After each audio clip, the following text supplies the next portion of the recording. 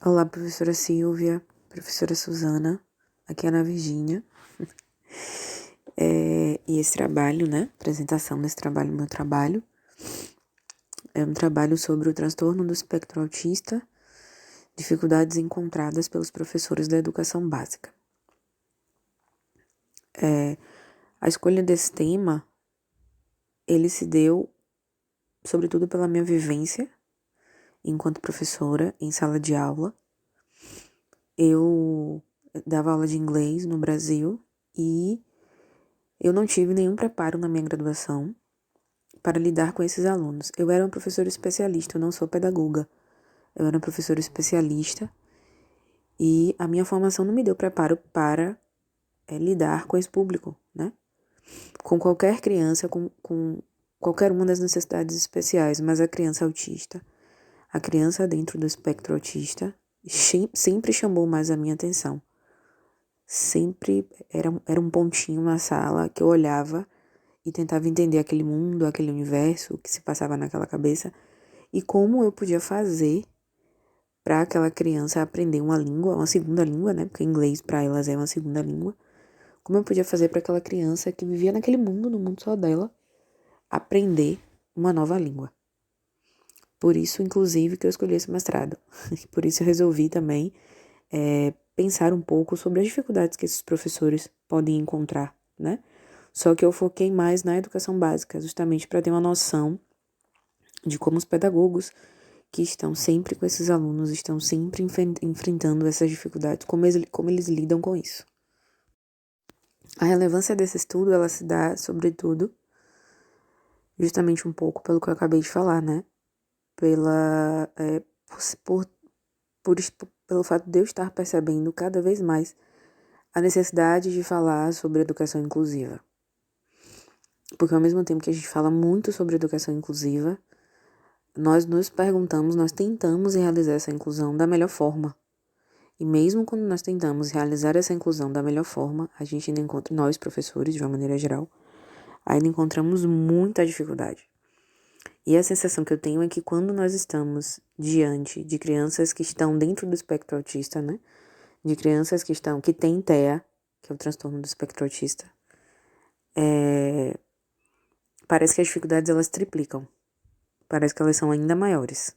Porque assim, apesar do transtorno do espectro autista ser um transtorno com plena definição, de acordo com o DSM-5, que é o Manual Diagnóstico e Estatístico de transtornos mentais, apesar de ter uma definição plena, cada criança com TEA tem várias especificidades. Nós vimos isso muito claramente, inclusive com a professora Ana Paula, como cada criança com TEA é única, mesmo estando inserida em uma definição ampla, né? Existem os aspectos micro. E aí, partindo dessa relevância, né? Partindo da relevância desse estudo, chega-se aos objetivos. Analisar e elencar as dificuldades dos professores quando tem em sua sala de aula, discentes com transtorno do espectro autista, e analisar se há um preparo dos docentes para lidar com esse público. É mais ou menos o que eu acabei de falar. Mais ou menos porque é relevante por isso, mas qual é o objetivo, né? É relevante porque nós precisamos olhar por um certo ponto, mas qual é o objetivo do estudo? É justamente analisar e elencar as dificuldades dos professores quando tem, em sua sala de aula, discentes com este transtorno. E se há um preparo dos docentes para lidar com estas dificuldades, com este público e para além deste público com estas dificuldades. Há um preparo? Não há um preparo? Os docentes, a formação acadêmica é suficiente? Não é suficiente? Quais são as dificuldades que eles encontram? Há uma diferença entre as escolas públicas e as escolas privadas? Quais são essas diferenças, se é que elas existem? Então, o objetivo é analisar as dificuldades e se há um preparo dos professores, dos docentes. Bom, os participantes desse estudo são professores de escolas públicas e privadas do Brasil, né? Porque foi um estudo feito através da revisão bibliográfica de estudos que tiveram como foco às escolas brasileiras e trazendo essa diferença de professores de escolas públicas e escolas privadas, porque o objetivo é justamente elencar as possíveis diferenças. Existem diferenças, não existem diferenças nos dois ambientes, né? Claro que levando em consideração a realidade desses profissionais de maneira individual. Por isso que as entrevistas são feitas, enfim. Mas os participantes são esses, professores de escolas públicas e privadas, justamente para que nós tentemos visualizar, né? Para que a gente tente e talvez consiga visualizar qualquer possível diferença entre as escolas públicas e as escolas privadas do Brasil. A recolha de dados, ela aconteceu de acordo com a revisão da literatura, ou revisão bibliográfica, né? E esta revisão, ela aconteceu através de pesquisas e buscas em sites, né? E buscas eletrônicas, em plataformas como Google Acadêmico e Cielo, né? Nestes dois sites, enfim, foram consultados artigos e dissertações acadêmicas e, totalizando as pesquisas feitas, foram 3 pesquisas. Foram 3 produções, digamos assim, né? Que foram analisadas de forma descritiva. Este estudo é um estudo qualitativo e ele foi analisado de uma maneira descritiva. Bom, ainda falando sobre a recolha de dados, foram escolhidas 3 produções para construir esse projeto, né, da disciplina de metodologias, e as três produções foram: a primeira produção visitada, analisada, foi os desafios no processo de escolarização de crianças com autismo no contexto escolar inclusivo, diretrizes para a formação continuada na perspectiva dos professores.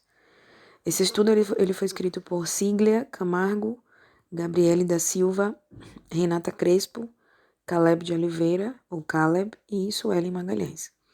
Participaram desse estudo 19 professores da rede pública do estado do Rio Grande do Sul, no Brasil.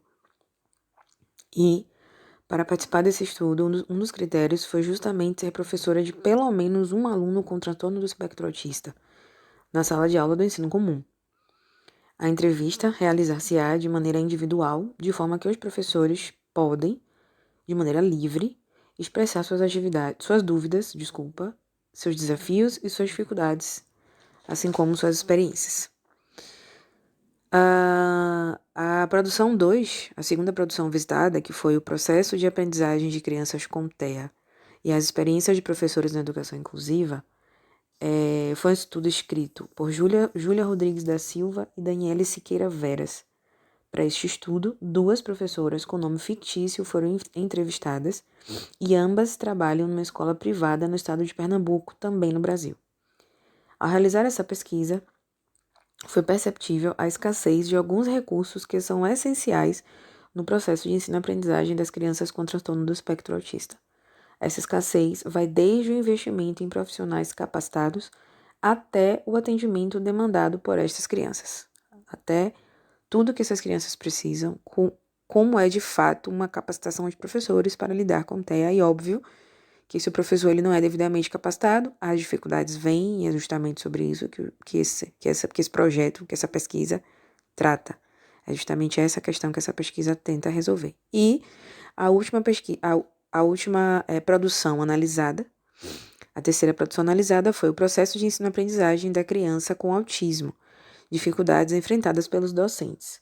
Nesse estudo, que foi escrito por Beatriz da Silva Alves, ela debruçou-se em uma revisão bibliográfica. Para esta pesquisa, Alves teve foco justamente nas estratégias que vêm sendo utilizadas pelos professores para lidar, né, para conseguir estabelecer um processo de ensino-aprendizagem da criança autista. Ou melhor, um processo de aprendizagem da criança autista. Então, no que tange a recolha de dados, essas foram as três produções visitadas e analisadas para a construção desse projeto. De uma maneira simples e objetiva, foi possível perceber, né, ao longo da produção do trabalho, e trazendo isso como considerações finais, foi possível perceber que há pouco domínio das professoras, né, no que diz respeito ao conhecimento sobre TEA, há pouco domínio. É perceptível um sentimento também de impotência e frustração das professoras no que diz respeito à ausência de recursos e de conhecimento.